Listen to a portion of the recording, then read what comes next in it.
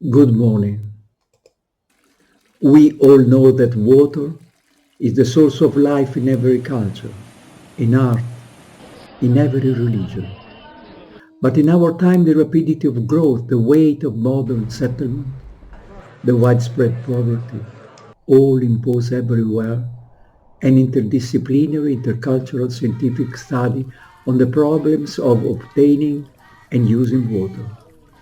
A study that will have the value of a formidable instrument of peace among all human communities.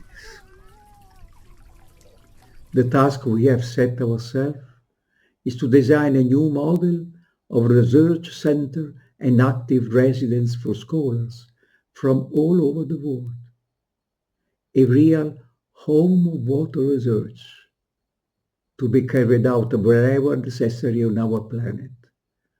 So here is his name, an ancient name, the School of Water in Latin, that is still the symbolic language of all seekers of knowledge. And the name sounds like this: StudiumAquae, and in English, WaterStudium. Naturally, the functional spaces, the common services, and the residences, rooms, and apartments will follow the specific requests of the institutions that want to create it.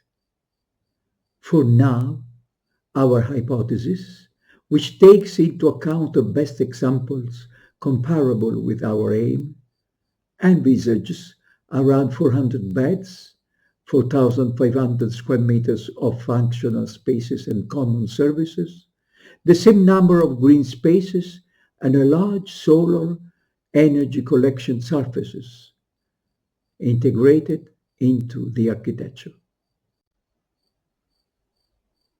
But architecture also has symbolic tasks.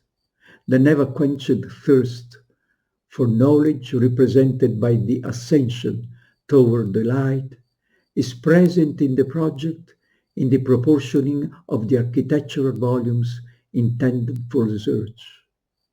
It follows the rules of the golden spiral, the same one that mysteriously guides the three-dimensional growth of wonderful natural organisms, and which in history has been adopted by the most famous representation of the Tower of Babel and of the ascent to earthly paradise, and realized with the spiral of the oldest minarets, including the very eloquent one, the Samarra minaret.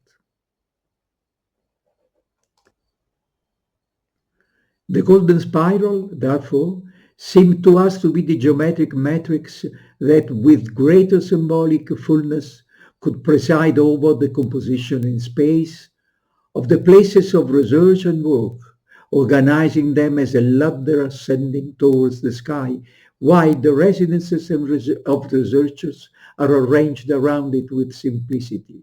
At the peak of our architectural spiral, we decided to place a luminous symbolic object that we call the lamp of wisdom, an armillary sphere inspired by the seven radiant heavens of the Bible, of the Muhammad letter, and of the nine circles of the blessed. Around the common and research spaces, the research center comes to life, and its collective internal spaces are formed. The residential part mostly includes small apartments to encourage collaboration and friendship, in addition to the more traditional one or two bedrooms.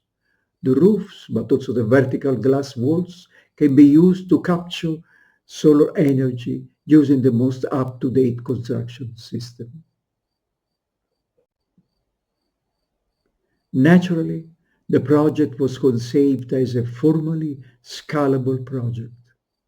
It is adaptable to different types of lots, from the most comfortable, which in our case could measure around 1 hectare, to the most typically urban of around 2,000 square meters, as can happen in modern and ancient cities in every part of the world, while maintaining all the functions, the optimal dimensions for each function, and the symbolic and aesthetic meanings chosen by us.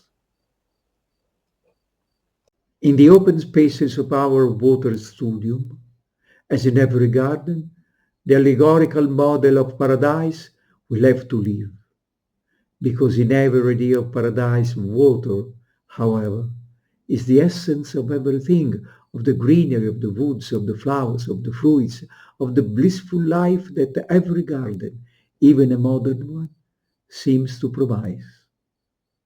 Thus, the water studium garden will be crossed by fresh stream and enriched with pools of water, by small forests and flower gardens.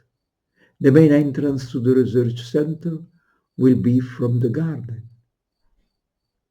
To reach our center, you will cross the fragrant forest with free paths, and to enter the spaces of research and life, you will have to cross the fresh stream, as it always happens in paradises, to reach knowledge.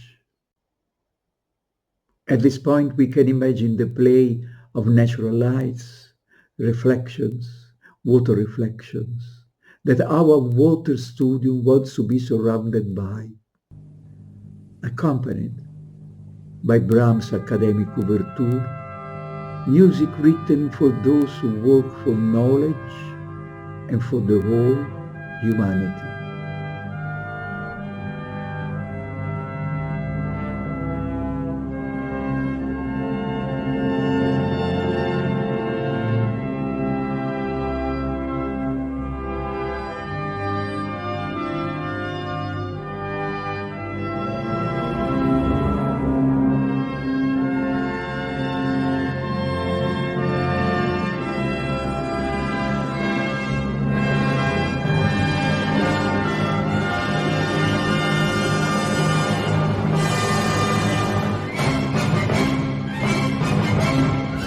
Naturally, there are some places in the world that seem destined by nature and history to be the most appropriate location for the creation of a studium aquae, or water studium in English, if you prefer.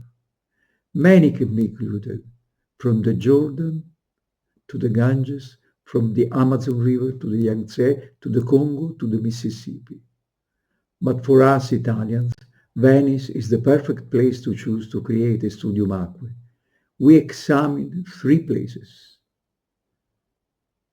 The third, which seemed to us the most suitable, overlooking the Giudecca Canal. Today is a docking place for transatlantic liners, which in the future will be prohibited. It is a place where there are port facilities, but very close to a complex of buildings already dedicated to research and study. Furthermore, there is a small memorial to Vivaldi, the great Venetian musician. Our idea is to create a studium aquae, or water studium, in place of the docking of large ships, also connecting our research center to the existing research institutions. And even Vivaldi's memorial could be hosted in our gardens. Thus, accompanied by Vivaldi, we can finally imagine our studium aquae reflected in the waters of Venice.